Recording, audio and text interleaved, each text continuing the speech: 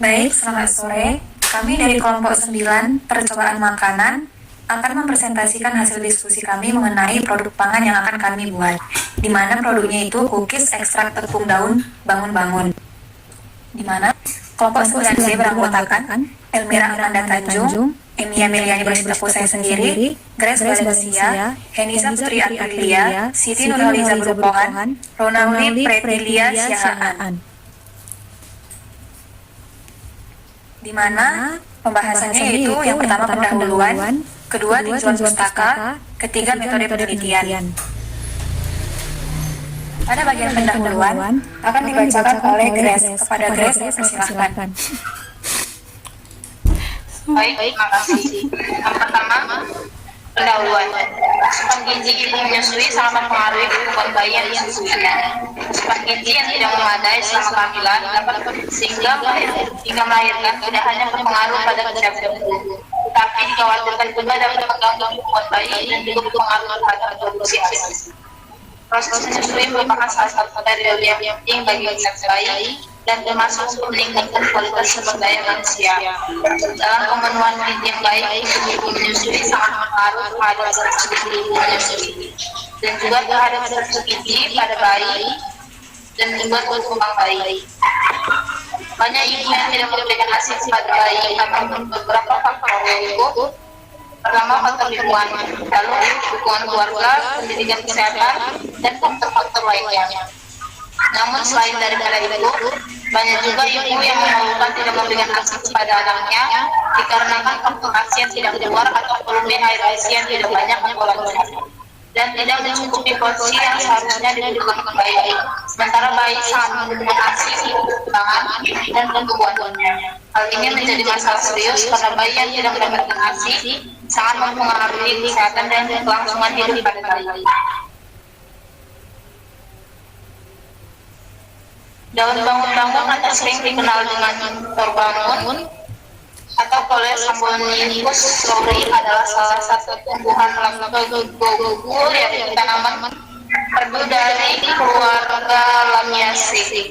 Daun bangun-bangun ini merupakan tumbuhan yang dipercayai masyarakat sebagai tumbuhan yang dapat merancang ASI, khususnya di daerah Batak Toba.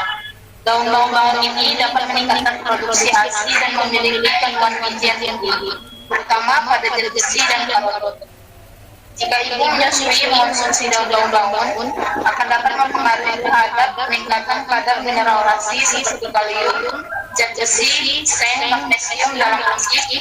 Selain itu juga dapat meningkatkan berat badan bayi menurut Dr. dan Junaidi pada tahun 2013. Oleh karena itu, dari latar belakang di atas, perlu dilakukan penelitian mengenai kandungan gizi pada biskuit dengan menggunakan daun bangun dalam pembuatan biskuit dan daya terimanya berdasarkan indikator rasa, warna, aroma, dan tekstur. Berikut, biskuit merupakan makanan yang praktis untuk bahan-bahan. Selain itu, dapat meningkatkan daya tahan yang utama dan dalam pembuatan biskuit itu tidak terlalu mahal dan tidak memerlukan banyak biaya, sehingga tepung daun bangun sebagai makanan tambahan untuk ibu menyusui.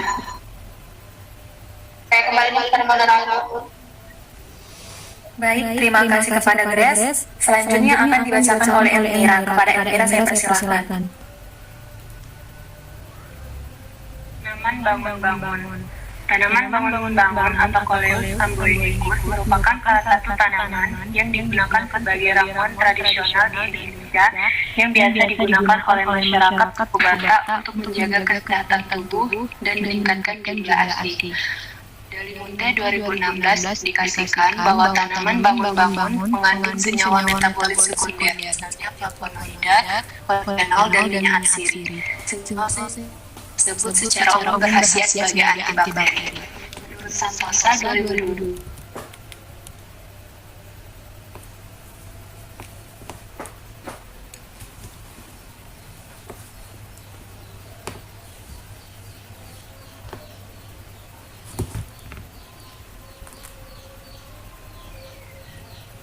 Menurut Santosa 2002, daun bangun-bangun mengandung saponin, flavonoid, tanin, polifenol, serta dapat meningkatkan kandungan hormon menyusui seperti prolaktin dan oksitosin.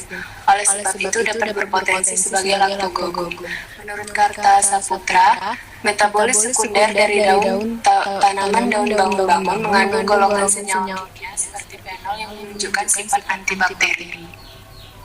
Pemanfaatan bahan alam yang berasal dari tumbuhan sebagai obat tradisional telah lama dilakukan oleh masyarakat Indonesia, khususnya untuk menangani berbagai masalah kesehatan. Hal ini cukup menguntungkan karena bahan bakunya mudah didapat atau dapat diramu sendiri di rumah, akan jarang menimbulkan dampak negatif. Menurut Sarastani, ada banyak bahan pangan yang dapat menjadi sumber antibakteri alami, misalnya di daun dan sayur-sayuran.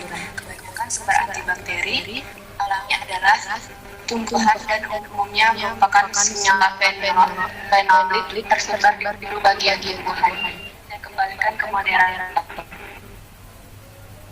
Terima kasih kepada Elmira. Selanjutnya yaitu metode penelitian di mana dibacakan oleh Grace. Kepada Grace saya persilahkan.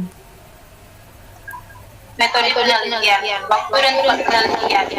Waktu penelitian digunakan dalam penelitian ini dilaksanakan sejak tanggal pembuat proposal dan dikeluarkannya izin penelitian dalam kurun waktu 2 minggu, yaitu 1 minggu pembuatan dan proposal dan 1 minggu lagi mengikuti pengolahan dan analisis produk. Tempat penelitian terjadi di 2 tempat, yaitu dilakukannya pengolahan produk dan kompilasi di rumah peneliti di Jalan Sukaeka 1, Sukamuja, Medan Johor, Kota Medan, dan dilakukannya prosedur uji organoleptik di rancangan percobaan analisis kimia dan analisis data di laboratorium UIN Jalan Kiai Iskandar, Pasar 5 Medan. Alat dan bahan dan alat atau bahan dan alat untuk membuat daun bawang. Bahan yang digunakan untuk membuat daun bawang yaitu pertama daun bawang. Alat yang digunakan yaitu oven, blender, ayakan ukuran 50 mesh, timbangan, piring plastik dan sendok. Yang kedua, bahan dan alat untuk cookies. Bahan yang digunakan untuk membuat cookies yaitu tepung terigu 200 gram, 190 gram, 180 gram, dan 170 gram. Tepung daun bangun yaitu untuk takaran 0 gram, 10 gram, 20 gram, dan 30 gram. Selanjutnya 120 gram butter, 100 gram gula pasir, 100 gram gula merah, 1 butir telur ukuran besar, 1 sendok makan vanilla ekstrak, setengah sendok makan baking soda, setengah sendok makan garam, 260 gram chocolate chips. Adapun alat yang digunakan untuk buat cookies yaitu timbangan, ayakan, wadah atau baskom, spatula, dan loyang. Selanjutnya saya kembalikan kepada moderator. Baik, terima kasih saya ucapkan kepada Grace. Selanjutnya akan dibacakan oleh Henija. Kepada Henija saya persilahkan. Cara pembuatan cookies tepung daun bangun-bangun. Pertama, aduk butter dan gula merah dengan menggunakan spatula hingga tercampur rata. 2. Tambahkan telur lalu aduk kembali dengan spatula hingga tercampur rata. Ketiga, tambahkan tepung terigu dan tepung daun bangun-bangun sebanyak 0 gram, 10 gram, 20 gram, dan 30 gram. Lalu baking soda dan garam, aduk hingga rata. Keempat, tambahkan coklat chips dan aduk kembali sampai coklat chips menyatu dengan adonan. Kelima, cetak cookies dengan cara menimbang adonan masing-masing sebanyak 50 gram lalu bulatkan dan letakkan ke dalam loyang. Keenam, panggang adonan pada oven yang telah dipanaskan sebelumnya pada suhu kurang lebih 162 derajat Celcius selama 15-18 menit. Ketujuh, setelah cookies tidak terlalu panas, masukkan cookies ke dalam toples kedap udara untuk dilakukan pengujian lainnya di laboratorium.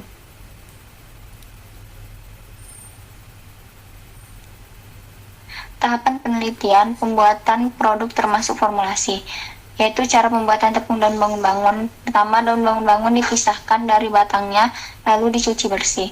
Kedua, daun yang sudah terlepas batangnya dikeringkan dengan oven panas suhu 45 derajat Celcius. Ketiga, setelah mengering dihaluskan menggunakan blender kering, lalu digiling selama 5 menit dengan kecepatan tinggi. Keempat, kemudian serbuk diayak dengan ukuran 80 mesh. Kelima, tepung daun bangun-bangun siap digunakan untuk membuat cookies.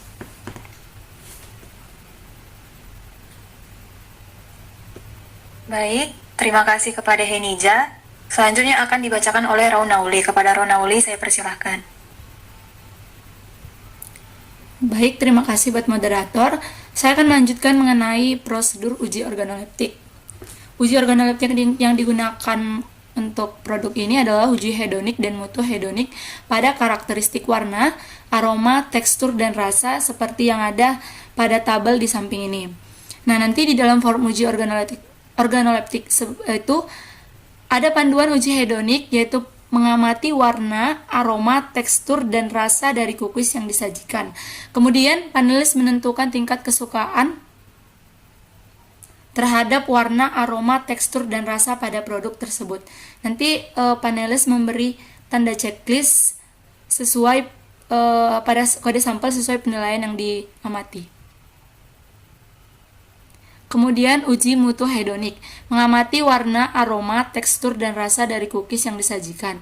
Menentukan penilaian terhadap warna, aroma, tekstur, dan rasa pada produk tersebut dengan memberi tanda checklist. Prosedur analisis fisiko-kimia.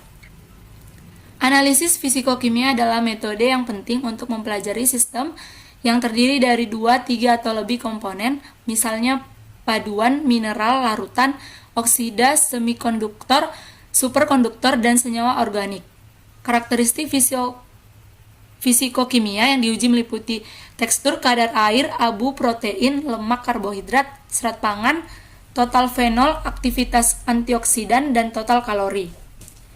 Karakteristik sensori yang diuji meliputi warna, aroma, rasa, tekstur, dan keseluruhannya. Pada analisis fisiko-kimia, kami melakukan uji kadar air. Analisis kadar air adalah salah satu metode uji laboratorium kimia yang sangat penting dalam industri pangan untuk menentukan kualitas dan ketahanan pangan terhadap kerusakan yang mungkin terjadi. Kadar air dalam bahan pangan sangat mempengaruhi kualitas dan daya simpan dari bahan pangan tersebut. Penentuan kadar air dari suatu bahan pangan sangat penting dalam proses pengolahan maupun pendistribusian mendapat penanganan yang tepat. Adapun prinsipnya yaitu kehilangan pada bobot pemanasan 130 derajat Celcius dianggap sebagai kadar air yang terdapat dalam contoh peralatan, yaitu yang pertama neraca analitik terkalibrasi dengan ketelitian 0,1 mg, kemudian oven pengering dengan pemanas listrik 130 derajat Celcius kurang lebih 2 derajat Celcius, kemudian cawan beserta tutupnya, dan desikator. Saya kembalikan kepada moderator. Baik, terima kasih Ronauli.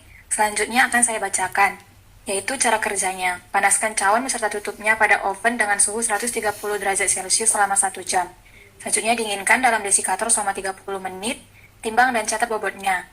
Timbang minyak sebanyak 5 gram pada cawan yang sudah didapat bobotnya, konstannya. Lalu cawan ditutup kembali. Panaskan dalam oven pada suhu 130 derajat Celcius selama 1 jam.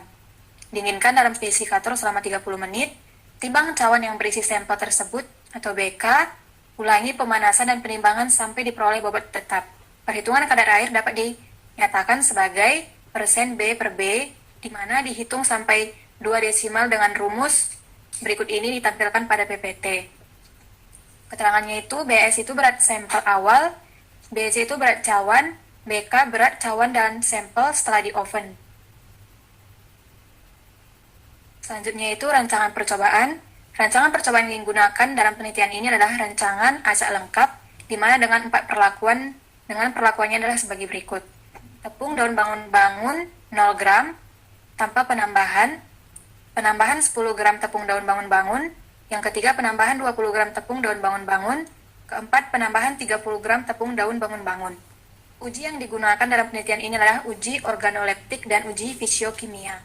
Uji organoleptik yaitu uji hedonik dan mutu hedonik. Di antaranya adalah uji tekstur, warna, aroma, serta rasa, serta analisis perlakuan terbaik dan untuk uji fisikokimia dilakukan pada kadar air. Selanjutnya itu analisis data. Analisis data dilakukan dalam penelitian ini, yaitu data yang telah terkumpul dibuat dalam tabel. Pada uji organoleptik yang dilakukan pada cookies dibuat dalam tabel sesuai pembagiannya, dan melihat penerimaan dan kesukaan terhadap produk dengan nilai rata-rata, serta uji fisiokimia kadar air dalam bentuk tabel. Baiklah, berikut presentasi yang dapat kami sampaikan. Apabila ada salah kata atau kurang, kami mohon maaf. Terima kasih, selamat sore.